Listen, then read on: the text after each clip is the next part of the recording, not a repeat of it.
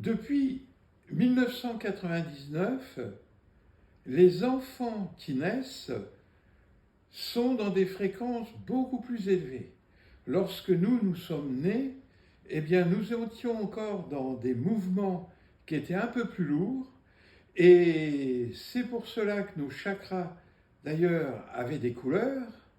Mais depuis 1999, il y a eu 26 mouvements lumière qui se sont installés autour de la Terre, ce qui veut dire que lorsque une âme vient s'incarner, elle passe donc par les 117 passages évolutifs et les 26 passages depuis 1999 qui sont de la lumière.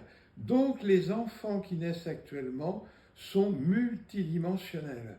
Ce qui veut dire que lorsque ils jouent avec leurs copains, avec leurs amis, lorsqu'ils sont dans des vibrations de joie, ce sont des expanseurs d'amour, mais bien sûr, quand ils retournent dans le monde de la troisième dimension, s'ils ont des parents psychorigides, eh bien dans ce cas-là, ils sont obligés de redescendre leur vibration pour s'accorder avec ces fréquences plus basses.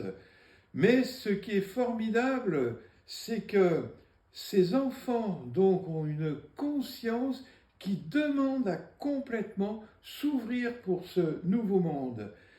Pour quelle raison? La troisième dimension va s'arrêter.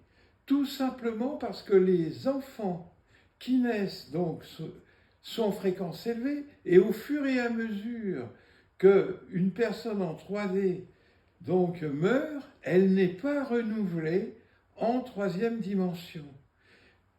C'est une continuité extraordinaire vers l'amour et vers le nouveau monde.